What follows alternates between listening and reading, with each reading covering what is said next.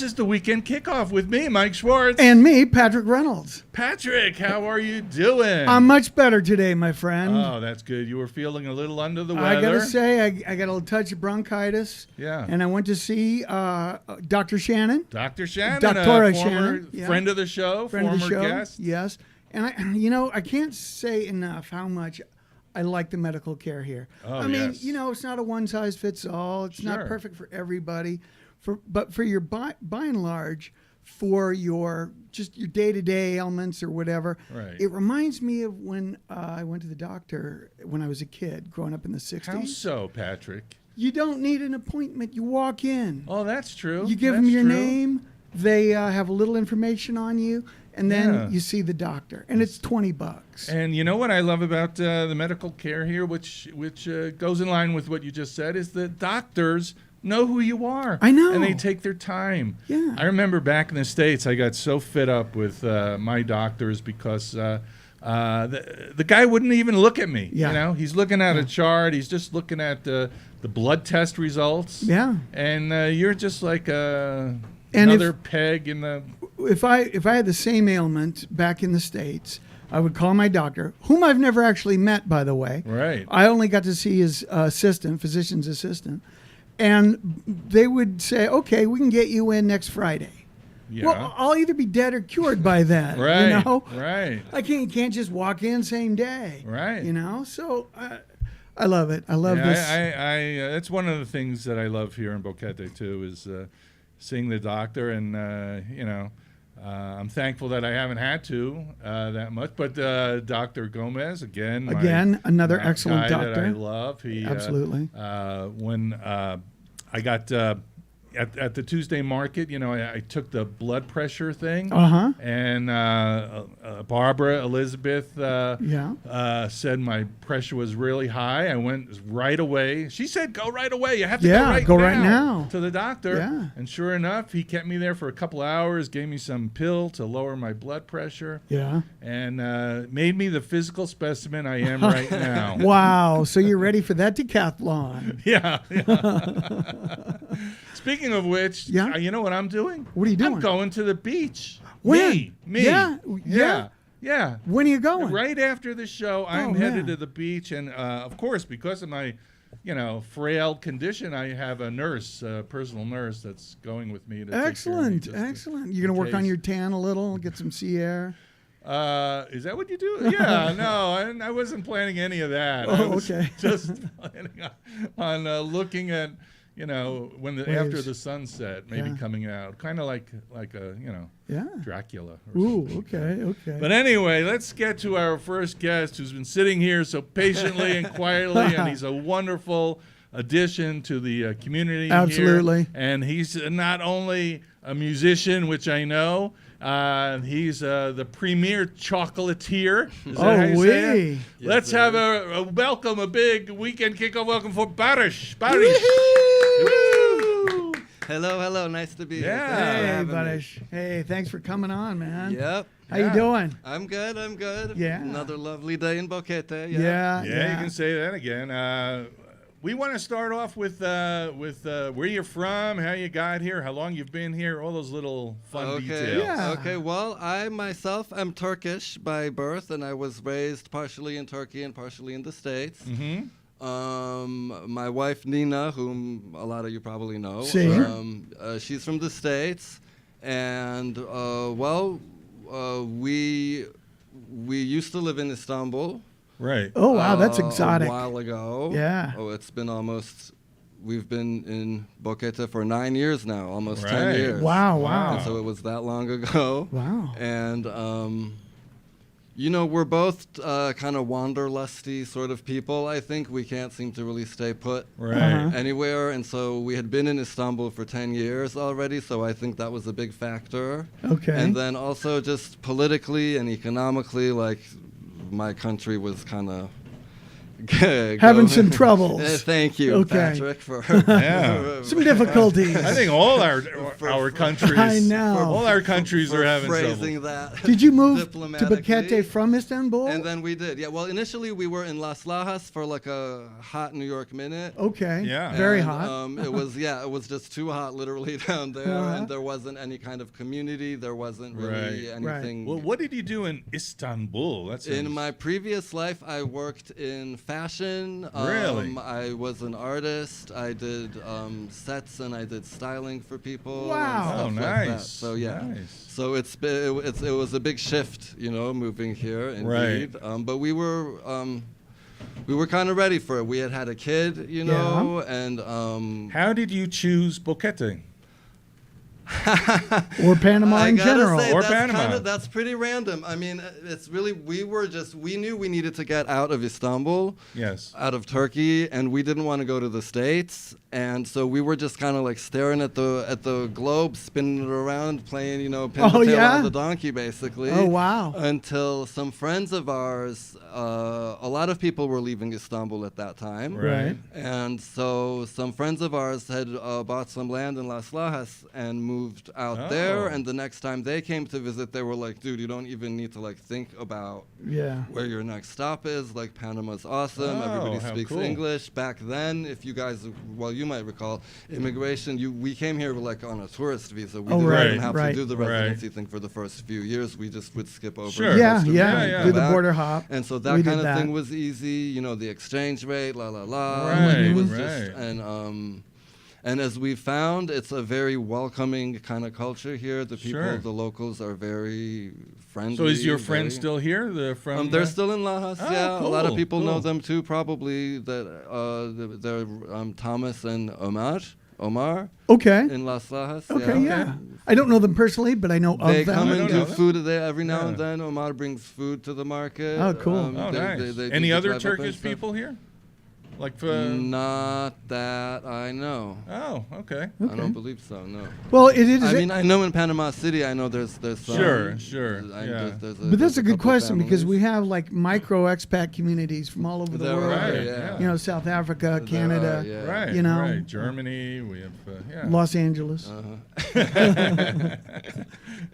So that's how we wound up here, and then Las Lajas just wasn't our speed. Right. And then, Right. but while we were living there, you look around. Yeah, definitely. And so the first time we came to Boquete, actually, we were like, oh my God, I think we need to like move here. And then the way this town has this kind of just magic to it, like once we decided that we wanted to move to Boquete, everything just kind of the universe freaking lined itself up for us, basically. Yeah. Sweet. And we were able to move like within that same month, Yeah, sort yeah. of, and we've been here since, and we kind of love it. You mentioned earlier that first few years here you didn't actually have a car, and neither did we. But that was one of the things that's really great about this town is you actually don't need a car No, that Right. much. Sure. No. You I don't. mean, eventually, We weren't really working at in the beginning, Yeah. and so that also changes things Yeah, a little bit, it does, yes, us and too. we were living in Volcancito, but pretty close down to the main entrance, and so. And this is 10 years ago. I was 10 years younger. yeah, right? it's so much easier. We were all 10 years younger 10 years ago. Oh, And so, but yeah, and I think it's a great way to get to know the neighborhood, get to know the community, get to know the locals, get to learn in Spanish. Yeah. Yeah. Yeah. But so yeah. So I think I first got to know you at the Tuesday market. That's likely, yeah. when you were selling food. food stuff. Yeah. Okay. Food yeah. stuff. Yeah. Before that, Nina was running what for a while was Tori's Diner inside of Isla Verde yeah. Oh, before uh-huh. they moved to Mike's, right? Okay. Yeah. She was running that space. Okay. That was like our first gig. And upstairs, because that space, I don't know if you're familiar, there's Yeah. like an upstairs, there's like a mezzanine. Yeah. I had like some clothes and whatever. Oh, kind of nice. that kind of, I had Okay. a little boutique Cool. up there at the time.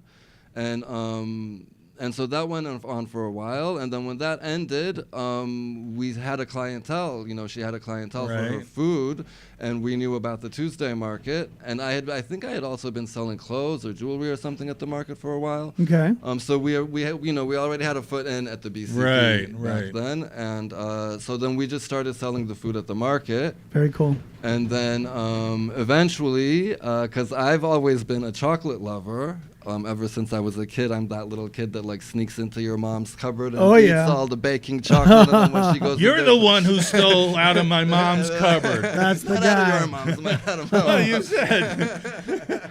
No, I stole out of your mom's.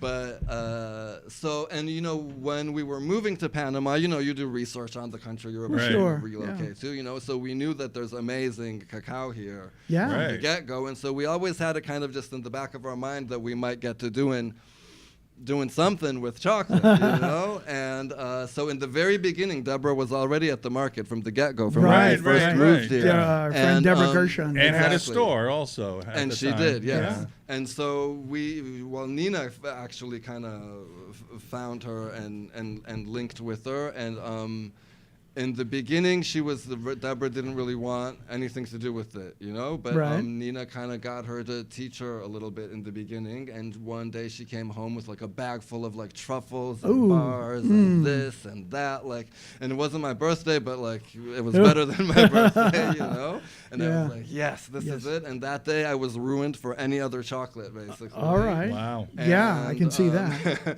And then eventually, several years after that, I believe, actually, this was before we even had the restaurant and stuff. Right. So then after that, Deborah decided she was just ready to full-on retire and sell the business. Take it easy for a while, exactly. And so we made a bid, and I guess she liked us, and yeah.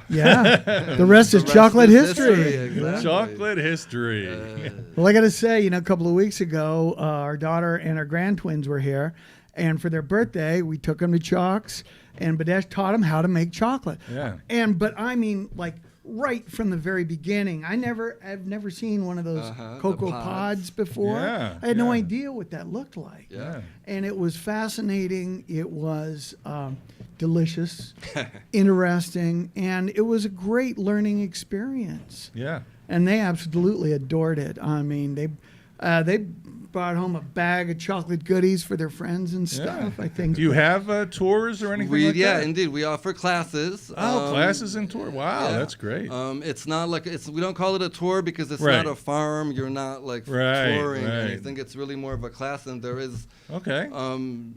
I mean, you do end up learning quite a bunch of stuff, sort of despite yourself in a way, because it really is kind of fun. Well, that's terrific. I think. For me, I love doing the classes, I have to say, because it helps me reconnect with like just the joy of chocolate. Yeah. You know what I mean? Because when I'm in there working all the time, like anything, right? It turns into a job eventually. That's true. When you walk in for the first time and you're in there and you're smelling the smells and you're seeing the cocoa pods and you're breaking up the beans and it all just kind of it's intoxicating. It is. So I get to reconnect with that sort of. I have to tell you, reaction. A long time ago, I've had so many jobs in my life, and one was managing in Florida a low-calorie ice cream store. Okay. Really? Yeah, low-calorie. It was apparently it was low-calorie because there was no sugar. It was made with fructose. Oh. At least that's what they told us, and we believed it. Okay. That's the story. And we actually had, I remember, a regular cone was supposed to be 87 calories. Whoa. And for that reason, we had lines out the door of Weight Watchers. There was a Weight Watcher. It was in a mall. And there's a Weight Watchers place, and they would come in right after their meetings. and I thought... there is a little truth to like if you're you have this ice cream available all the time, you're going to eventually eat less of it. But I have to tell you, No. I have to tell you, it was delicious. It was I really still eat delicious. my share of chocolate. I'll admit, I still do. Yeah. Well, after 4 years of being in it, elbow deep, I'm still not sick of chocolate. Yeah. When I was about 16, I weighed 90 pounds or so. One of my first jobs was in a C's candy shop. I was a stock boy, right? And when you start there, they say, well, you eat all you want. You'll get tired of it in a couple of weeks. I never got tired of it. I can eat my weight in C's. And, it's all trucked in. This was in Denver, right? Yeah. And it's trucked in from California. And the bottom layer always got crushed. So we always got to take all those crushed bonbons home. And I got to say, though, that is the best chocolate I've ever had until I had chocolates. Oh, thank you. That is the best chocolate what a ever. compliment. Very flattering. Yeah, while we're telling like weird work stories. Weird work stories, okay. Involving food. Yeah. My, let's say second, real job was in an A&P supermarket. Oh, okay. When I was 16, I was still going to high school, and working after school. And so one of the first days I have, the guy who's like training me, he back then we had those little clicker things to put the price on with the purple ink, that thing. Yeah, we had to do that, with like the 12 cans, whatever, put the 89 cents on, whatever it was. And so we're walking down the aisle, and he says to me, he looks both ways, and he goes, let me show you something. And in the back of the shelf, we were in the cookie aisle. He had like a box of cookies that was. He said, "This is mine. These are my cookies." And he goes, "Everybody in the store has something, like they hide stuff. Everybody's got their little stash. Their little stash." He said, "If you look real close, like in the meat, there's like beers, and the butchers were like alcoholics, So they're like had stashed alcohol, beer, Bonus, all over the store. These, and nobody's gonna buy it because you open it up and it's like, oh god, that was gross. Just what you want, an alcoholic butcher. Something special in the ground beef tonight. Oh yeah, well they were. I mean, oh my. in fact, I had to join a union. I was like 16 years old. I was in the union, and the union was Amalgamated Meat Cutters and Food Retailers. Okay. So the butchers were very, very powerful. Yeah. Back then. Oh, yeah. Don't mess with the butchers. I would not. They're as almost as powerful as the Teamsters. Yeah, they're very Don't mess close. with them either. But let's get back to Barish and the chocolate and the chocolate factory. Well, one of the cool things that I learned on your chocolate making lesson tour was you told us the difference how artisanal chocolate is made and commercial chocolate like Nestle's and Hershey's. There's huge differences. I mean, for one, from the very get-go, most of the world's chocolate is made from cacao that comes from Africa. And those trees have been grown there as a monocrop like since the 1700s.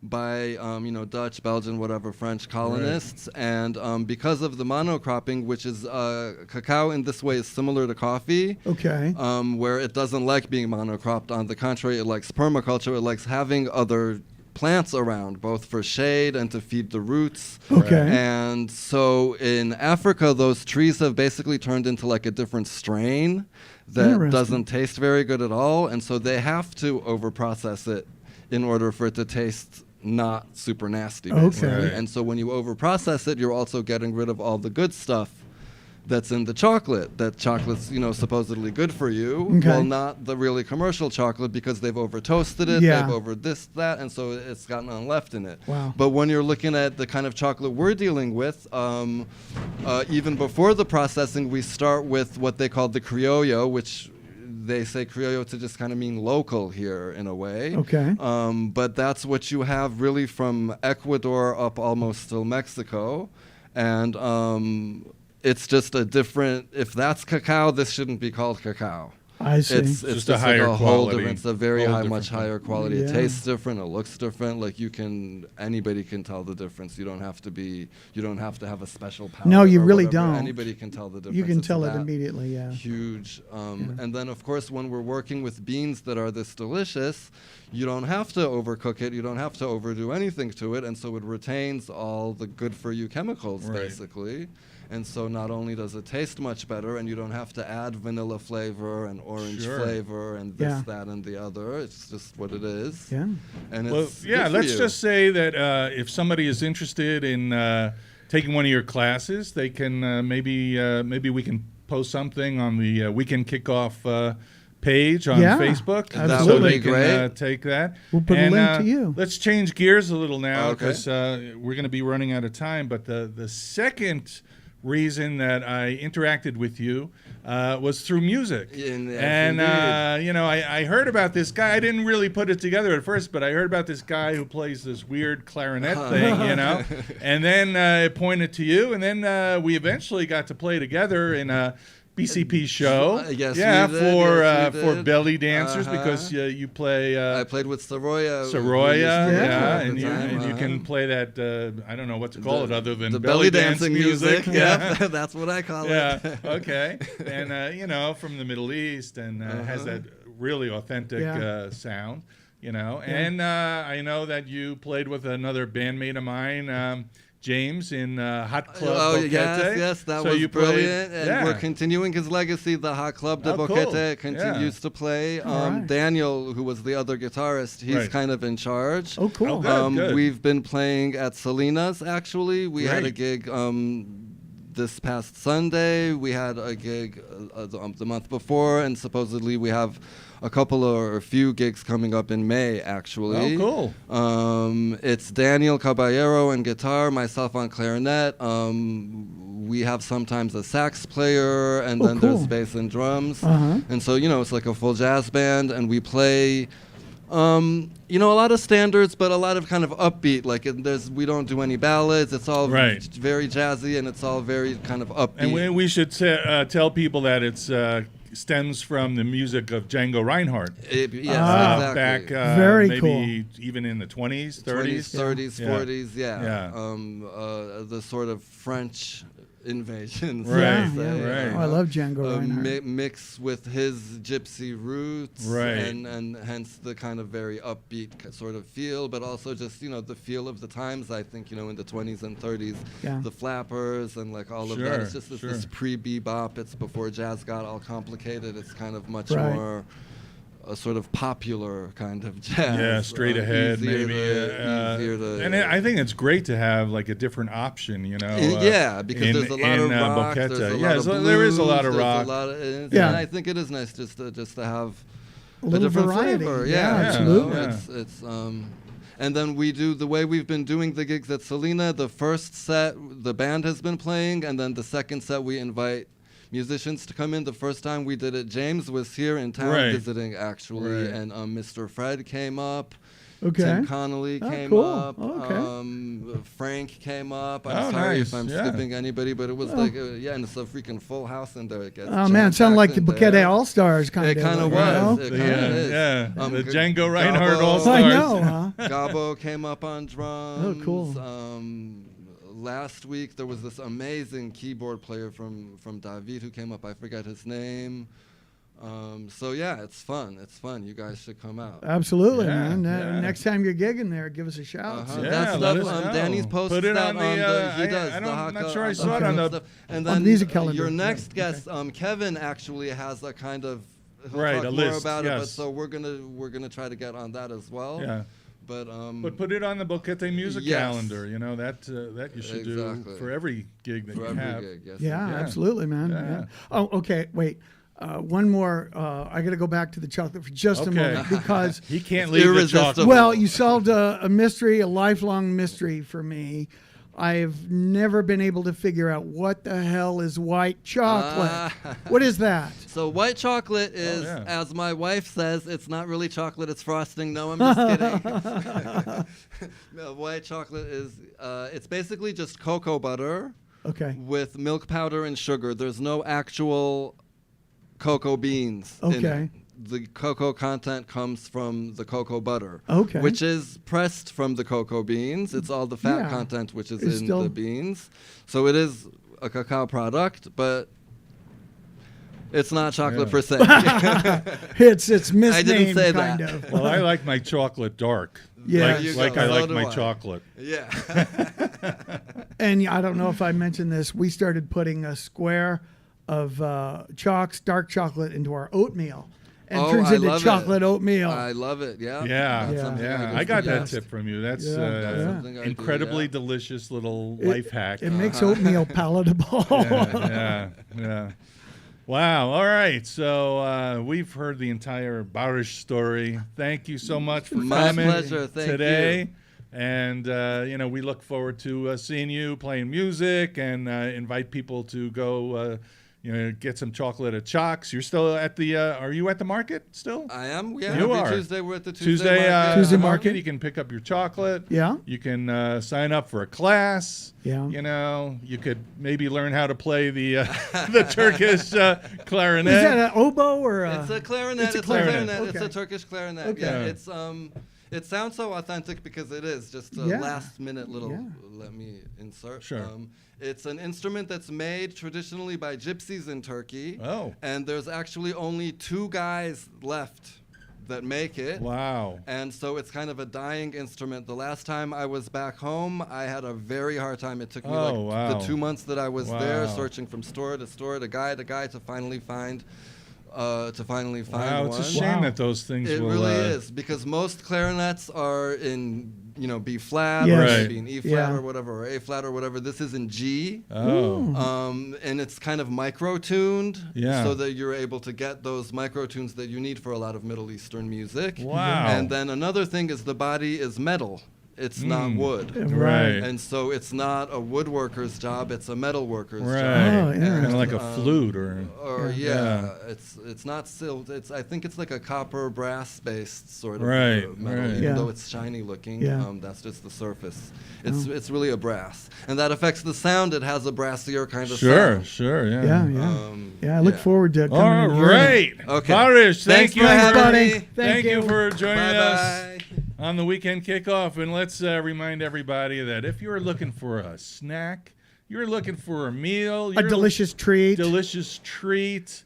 Yeah. Where do we There's go? one place you should go. And It's where's Big that? Daddy's. Big Daddy's. Big Daddy's. Oh, if you're yeah, looking man. for 2 booms, See? like boom, boom, Boom, boom. not 1 boom. You get 2 Two booms. booms, 2 yeah. booms with every boom, boom Oh, chicken, man. every boom, boom, Boom, shrimp. boom, boom, Yeah, doo, doo, doo, boom, boom, boom. boom, shrimp. Yeah. Da, da, da, da. You want to go to Big Daddy's. They have Yeah. some great drink specials. Yeah, they they have do. some great dishes, things on the menu, It's fun for the friendly whole staff. family. Yeah, They got that big absolutely. table out back with the fire pit in the middle. The fire pit, really yeah. cool. And that's not for throwing other people on, No, friends. no. Please no. It's don't just do for that. aesthetic. Yeah. and keeping you it's warm. for keeping warm. Yeah. In the cold, Boquete evenings. So, kids, get on down to Big Daddy's today, Yeah. right now. No, wait till after the show, then get on down. Yeah. Listen to the show and then go have lunch. There you go. Why not? Hey, I might Why do not? that Make myself. a plan.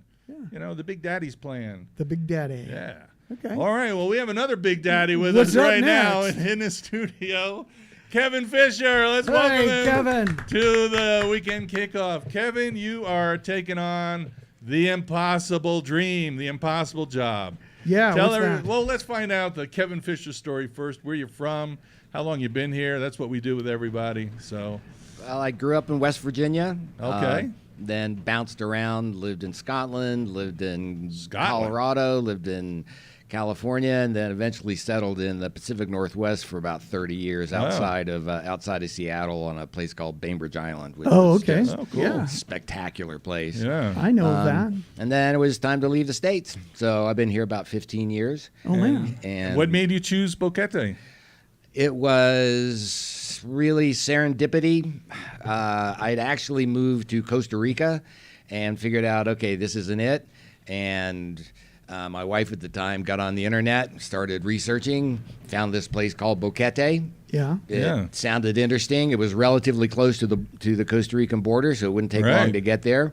So we got here and it was like, oh my God, Yeah. this is just A incredible. whole new world. Well, we hear that story so I know, we do, often, yeah. even including Costa Rica. I myself went to Costa Rica for a Me couple too. of weeks. Yeah. And then you decide, no, that's not it. But Boquete, this is it. This is it. And a lot of things. With Costa Rica, I was in the Southern Pacific zone, and it was hot and Oh, humid. yeah. Oh, yeah. And I thought that I could maybe adapt to that, but no. Once I got here, it was like I can remember. It was like every cell in my body went, oh, okay. I spent a month in Golfito one day. I was actually in Golfito for the, when I had to. Oh my God! Somebody said, "Oh, stay there. It's going to be great." It was so hot. You know what I did? And this is not a joke. 3 days, so I could get my driver's license. The stamp. Yeah. 3 days in an air-conditioned little tiny room, just big enough for a bed, and I would just go out to eat and go back to the room. 3 days, I did that like a prisoner. You were like the prisoner, yeah. Like a prisoner, just so I could get my my stamp and the pet. Well, this house that I rented for a couple of weeks, there was a thermometer on the wall, and I thought it must be broken because it never really moved away from 90. 90 at night, 90 during the day. It was just brutal. That's what it is. Yeah, man. It's kind of like a clock over here. Yeah. It's right twice a day. Yeah. Unless it's tilted, then it's not. Yeah. You said you've been here 15 years. Yeah. So tell me about, you've seen a lot of changes in this town in that time. Yeah, there are changes. I mean, they're actually improving the sidewalks downtown. That's really nice. good. That is a big change. Yeah. But it seems like there's always people coming and always people leaving. Yeah. So sometimes Absolutely. it seems like, God, there's so many people moving here, but there's a lot of people moving back. Especially. Right. Seems like the two main reasons people move back is either they need health care that they can get in the States, Right. or grandkids. Yep. Grandkids, it's like people think they Oh, can be man. away from that, and then they live here a few years and they figure out, oh my God, I got to be near my Yeah. grandkids. That's So it. there's always, it's a revolving door. Yeah, it's true. So, it's true. and I've always lived in places that were highly desirable. Right. So I've watched the kind of growth that happens when it's like, hey, this is a great place, so other people want to live here too. Right. And I just take it in stride. Some Yeah. people get all uptight. The NIMBY factor, not in my backyard. No. We're the last ones here. Pull up the Close the door. drawbridge. Right. It's like Shut the gates. Yeah, we tried that. It didn't really work. Yeah. No, you can't. You can't keep people out of paradise. No. It wouldn't Yeah. be fair. But it's anyway. also progress. I mean, you can't stop it. No. It's like, they're building a big supermarket. Do you not want a supermarket? Do you not want improvements? Right. And economic growth benefits everybody. Yeah. It absolutely does. it's the health of the economy is it's commerce. Yeah. And Right, people spending right. money and starting business. One of the things I was really impressed, like towards the end of COVID, a lot of restaurants closed, but then the amount of new restaurants that just popped up. It's kind of like mushrooms. Amazing. So it's like there is an entrepreneurial drive, and some people have it, and enough of them are here that keeps things moving. I remember being on the air during COVID, and we would say over and over again how sorry we were for the, what the restaurateurs are going through, Yeah. what the owners are going through, because their business was so affected, maybe more than other businesses. Well, first of all, they couldn't have people sitting in the restaurant. They had to do deliveries only for a while. I know. And what an impact that was. So it was really sad. That was tough. Yeah. But I think that's over with. But let's get to your mission. I'll call it your mission. You've taken on Yeah. an incredible task. Well, as long as I've been here, it's my observation that there's a lot going on in Boquete, and the information is scattered all over the place. When I did the research on my original smartphone app, and this was just like 5 years ago, at that time there were like 45 Facebook groups or pages having to do with Boquete. Oh, Right. wow. And there were, at that time, 3 or 4 main websites. And it's just like there's bits and pieces of information. It's just all over the place. So I try to see it from the point of view of just the average person. They want to know what's going on. Where do they go to find the information? And it's all out there. If you Right. know all the right places to look, you can find it. Right. So I thought, I'm starting off, I built this calendar starting off focusing on cultural events. So someone can go there and find music, Panamanian festivals, unique food events, what else? Artistic expression of any kind. So Right. if you got a play or if you're just having an art opening, just one place where somebody can go and find that information. And it's also the other thing that we're learning over time is there are a lot of people who don't use Facebook. Right, that's And true. so where are they going to find the information? So this is a way to have one spot where they can find all these cultural events. Okay, and what is this spot? Well, it's calendar.boquete.app. The easiest way, because on the radio, it's not like you're seeing it in print. If you just go to my main site, which is boquete.app, A-P-P, Okay. at the top of the page, there's this stunning photo of a flamenco dancer, which is another of Mark Heyer's stunning photos. Oh yeah, which he's an he amazing photographer. graciously allowed me to use. So that's prominent. That's you go to boquete.app, and that dancer is right at the top of the page. So just click that, and you go to the calendar. All right, okay, Oh, cool. Cool. Definitely. Well, we can put a link to that on our Facebook live stream. Oh, as great. Well. Yeah, Okay, yeah. great. Well, we're talking about pictures. Yeah.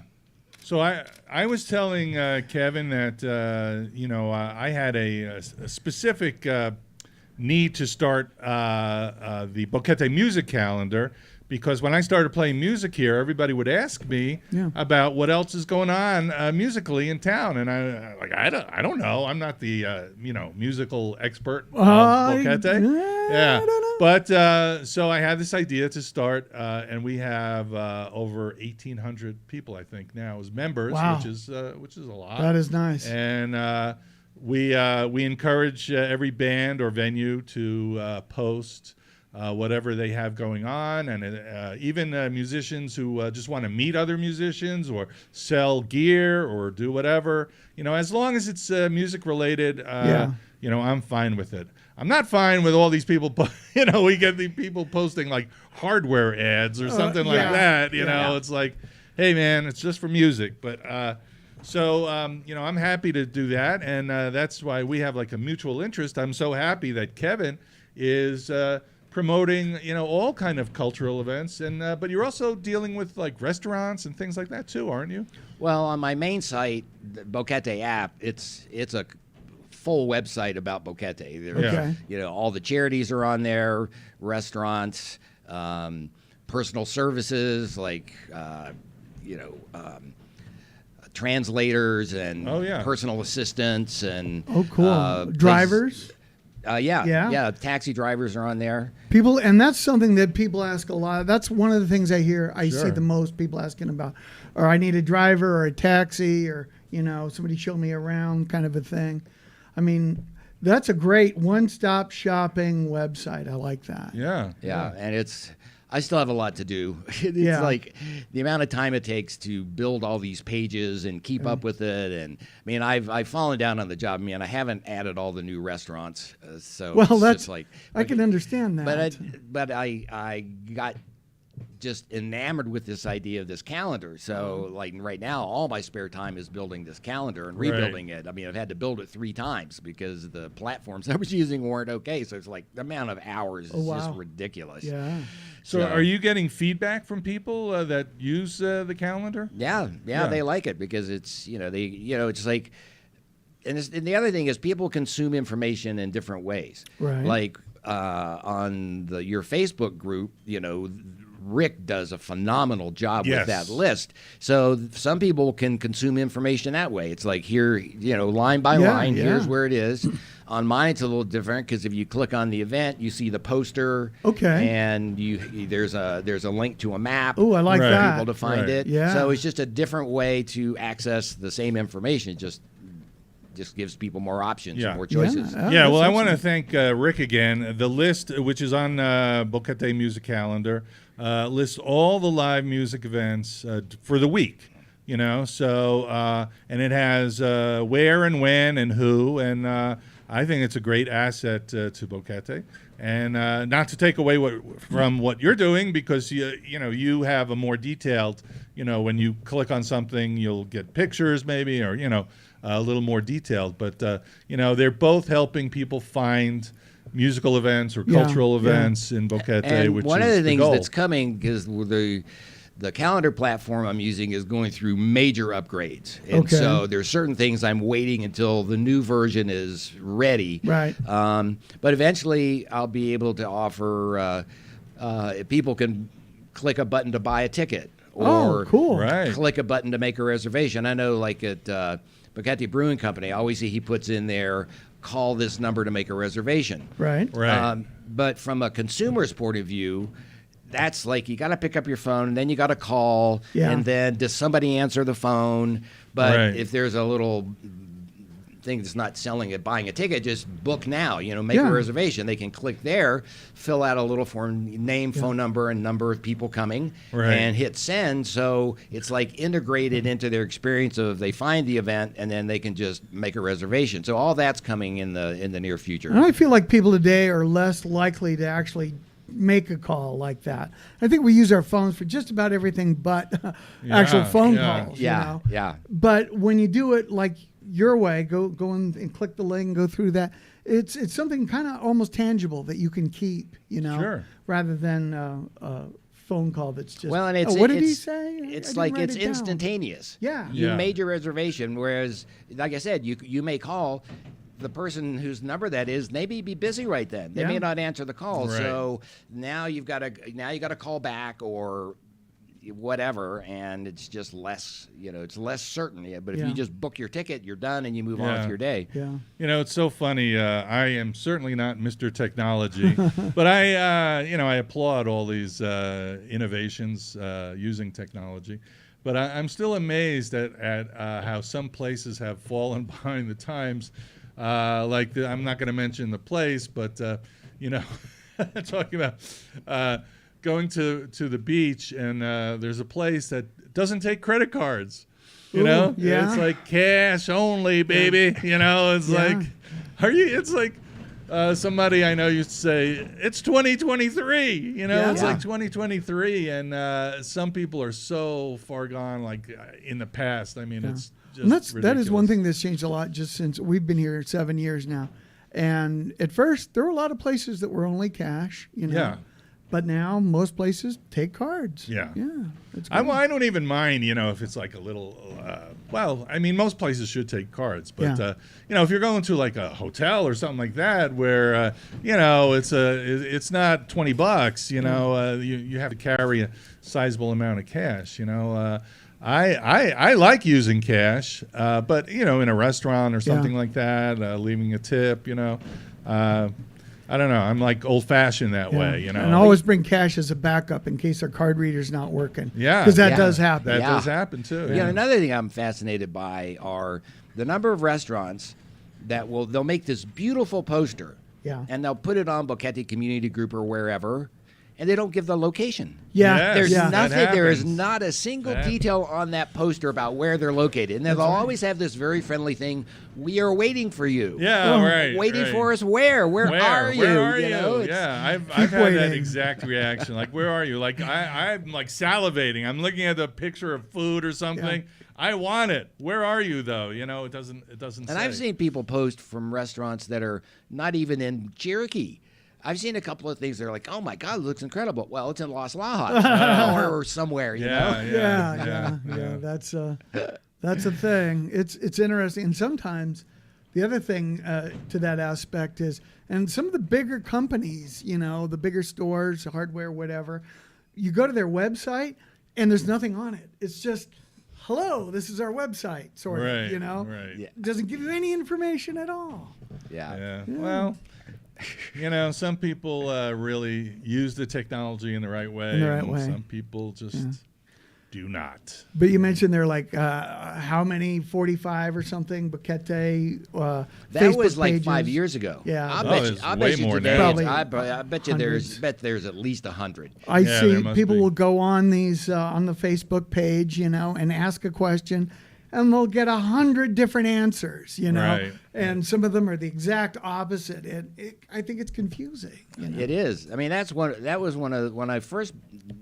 My project started off as a smartphone app, right? And part of the reason I thought I got in. I mean, my original idea was I was going to make custom apps for businesses and sell them, but I got this idea of doing this community site or app that just had everything. And part of the driver for it was this same phenomenon we're talking about with the calendar, just like all the information that's scattered hither and yon. Yeah. And like, for example, taxis. Like, I only put taxis on there where you know, unfortunately I have to spend a lot of time on Facebook to gather information. But right. every once in a while there'll be somebody asking about taxis, and I'd see all these strong recommendations. Well, those are the taxis I put in on my app. Okay. It's not just whoever. Right. They're only in there if they've gotten Right. that kind of support from the community. And so various parts of my primary site are driven by these recurring questions, and I've tried to incorporate as much of that as I can. I could obviously do more if I had more hours in the day, but it's So let me just understand, because you're calling it an app, but you said go to the website. Do you actually have an app that's on the phone? not a dedicated Not one a- like you would okay. get. That format just Didn't work. So But we're talking about a website. it is a website, but Okay. the domain name that was available was boquete.app. Okay.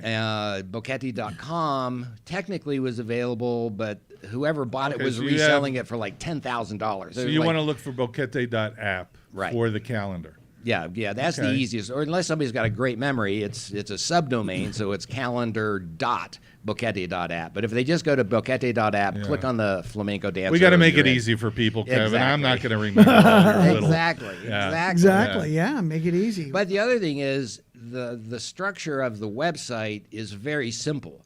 Right. Because I learned certain styling techniques when I built the app, and there are certain things about apps. They're a little more concentrated. They're a little more compact. Because a lot of websites, there's just so much going on that Right. it's just a distraction. So Right.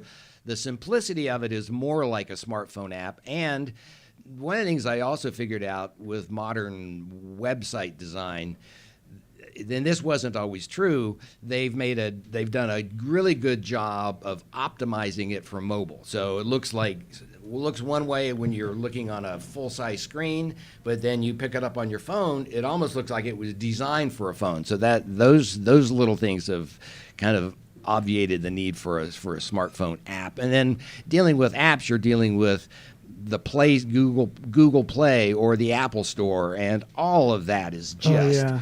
it's horrible trying to get yeah. approvals and pay fees, and wow. and the other thing too is what I've learned.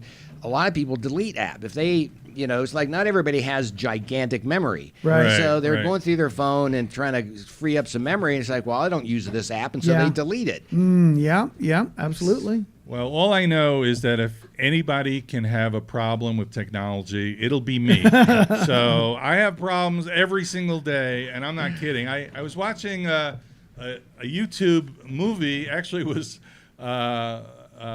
Beverly Hills Cop 2. Oh, yeah? If anybody can watch Beverly Hills Cop 2, you ever see a movie that has a narration for I think it's for deaf people? Oh, yeah. And it says, the logo is on the screen Yes. Oh, right, with yeah. Stars coming around it. There's a man walking on a beach. Soft He music bends playing, down. yeah. That's how Beverly Hills Cop starts.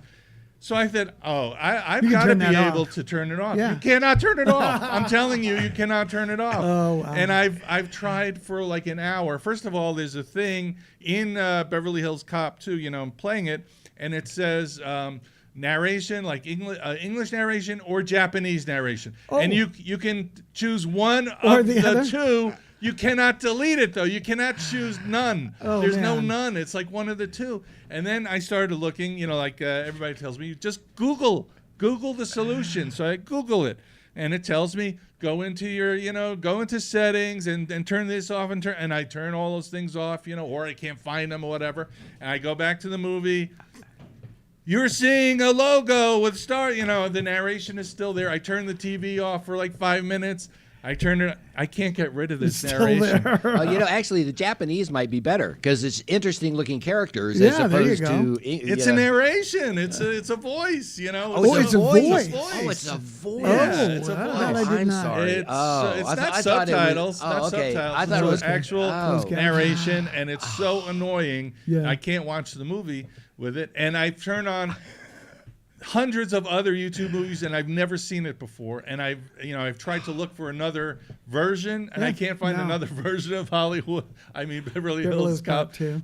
And so I don't know, but to me, this is like a daily occurrence. I was putting on my VPN, and I got this thing that said, "Oh, we want to check it's you.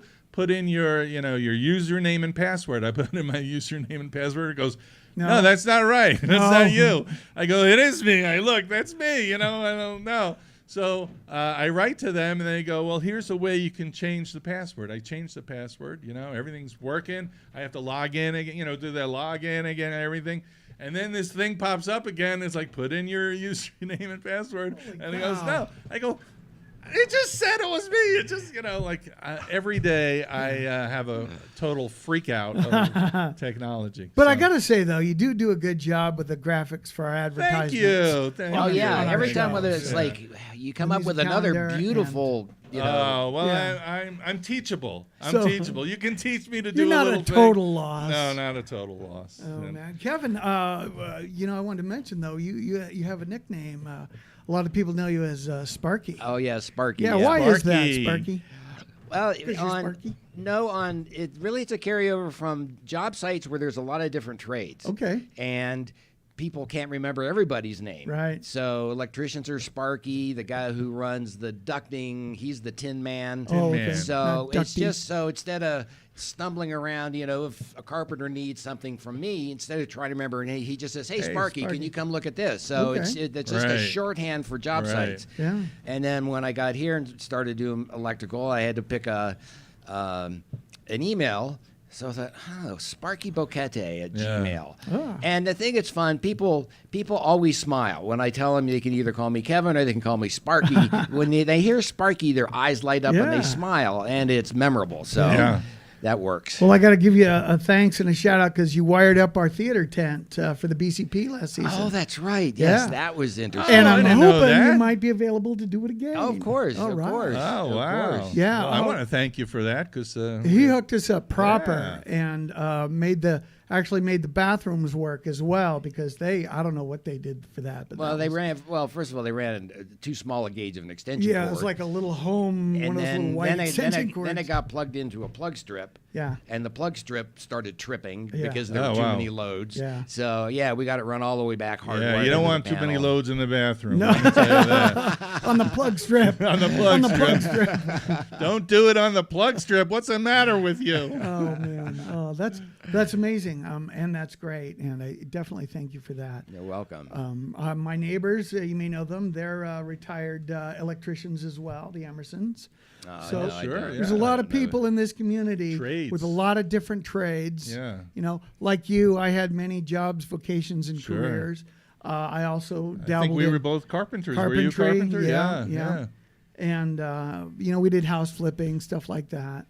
And I remember, back in the original BCP theater, I did wiring there. And as a matter of fact, I ran the lighting board for a few shows. Oh, yeah. Oh, wow. And did a lot of the wiring behind there. Oh, my God. Talk about a nightmare. That was really something else back there. That's some sketchy We could have used some pest control guy back there because it was like filled with termites. We did a show where we were standing on stage reading like a radio script, and these termites, hundreds of termites, fell on us. All of a sudden, we don't even know why. It was like it was snowing. Yeah, it was amazing. It was disgusting, and we kept going like the pros we are. Pros, that's right. Yeah, it was. You had to like brush them off, and they were. It was disgusting. Every once in a while, there was a little. Yeah. Oh my gosh! And it just happened. Now that I think about it, why did it just happen like where we were standing? No idea, man. There must maybe have been somebody a nest, set us up. or a nest or something was up there, and it was like they're now ready to, go out and populate. Maybe it was like graduation day for the termites. You're now fully fledged termites. Go into the world. That's it. They threw up their tiny hats. Right. That's what rained down on us. Yeah. That was that's disgusting. We love that theater, and Daddies. Not here anymore, but we must move on. Move on to into new progress. frontiers. We talked about It's progress. We Just like we talked about Big Daddies. Big Daddies. And Big all Daddies. the boom boom chicken you can Boom handle. Boom chicken, boom boom shrimp. Yeah. And the burgers are great too, I guess. Yeah, great burgers. I love the boom boom you know what my burger. favorite thing is? What's your favorite? They don't have it all the time, but it's the entire fried fish. Oh, yeah. Fried fish. Frita entera. Pescado frita entera. Entero, yeah. It's a work of art. And that's a Panamanian thing, That that's a is. traditional thing here. That is. And I do absolutely And I love think that. they have a burger that's like, I don't know how many patties. It's it's a challenge. If They you have a eat the burger whole challenge. thing, you get a free trip to the emergency room. Like kind of like the heart attack grill. You ever hear of that place? Oh, I have. Yeah. Hey, can I circle back to what is going to be the next BCP production season? The season's going to start in either late August or beginning of September. Okay. We don't have a firm start date yet, and it's going to go through October. We have several productions planned. One of which, the very popular musical Little Shop of Horrors. Little shop of Horrors, little shop. Our good friend Chris Minori is putting that together. Hey, Chris. Hey, Chris. And our artistic director Gabrielle. Gabrielle, I love you. Gabrielle. That's my wife. Gabrielle Reynolds. Gabrielle. She is working on a number of cool things. We're hoping to get a Panamanian production in, and we're going down to Coronado this weekend to collaborate with a friend of the BCP, Mr. Rob Brown. He has a couple of things. He's writing a new show that we hope to be able to get in there. And, of course, Mr. Schwartz is helming the ever delightful blues extravaganza. Oh, fabulous. Yes. And we got some crazy cool talent coming in for We that. do. You're not going to want to miss that, And don't guys. forget the Motown Oh, the show. Motown show with Rhonda Johnson and the Yeah. B-Pack. B-Pack. Yeah, man, that is going to be. I might have a tiny cameo in that, but I don't want to give too much away. All right. But yeah, Rhonda. So we need a lot of wiring from you, Sparky. Okay. Yeah, just, man. Just give me Wire it up. Give me advance notice. Yeah. Absolutely, we will put you on speed dial. Okay. Yeah, and a couple other surprises coming. So it's going to be fabulous. I just, by the way, learned a new thing just dropped. The Beaches Jazz and Blues Festival is going to happen. Our good buddy that's John right. Wolf John dropped that Wolf. last night. Yeah. And that's going to be in February 2024. So get your calendars set for that, kids, because that's going to be fun. Yeah. That's going to be down We in don't know Cor- who's in, going to be there yet, but it's going to be top notch. Yeah. John always gets the best talent. So how long does it take to get to Coronado from here? It's a 5-hour 4 drive. or 5 hours. I Yeah, just I looked think it up. something like 'cause that. I'm going there tomorrow. Yeah, Kevin, you've been here longer than anybody. You should know that. No, I don't travel that You much. don't travel. I was like, I'm so happy here. It's like He's- I see all these people going on vacation. Yeah. They're going somewhere nicer than this. Really? I don't. vacation from paradise? He's just happy wiring up places and finding things to put on Boquete.app. Yeah. That's Yeah, it. That's events. Yeah, that's great. Okay. That's going to be excellent, man. All right, so we've had another great show. We're going to wrap it up. Kevin. Wow, this hour flies by. It does. It does. It really does, you know. And Well, I I'm sure appreciate- everybody's heard the wind blowing in the background. We've had a little windy day here today. Well, thanks for having me on. It was fun. Yeah, Thank our you. pleasure, Kevin. Thank Thank you. you. Breeze with Kevin. you guys. And, thank you for doing what you're doing with Boquete.app. And we want to thank Barish. Barish. Yes, the chocolatier of chalks. The chocolatier player, what is it? Clarinet player? Turkish clarinet player, yes. He should make The a hot big one out club. of chocolate. Oh, that'd be A fun. big Turkish clarinet out of chocolate. And then he could eat it after the show. Yeah. And Patrick, thank you as always. My pleasure, my friend. It's Yeah. always great to It's see you. Good to see you, and I'm so happy you're feeling better. Me too. And me we too. hope everybody out there who isn't feeling well feels better, and hope you have a great weekend. This has been the Weekend Kickoff with me, Mike Schwartz. And me, Patrick Reynolds. See you next time. Adios.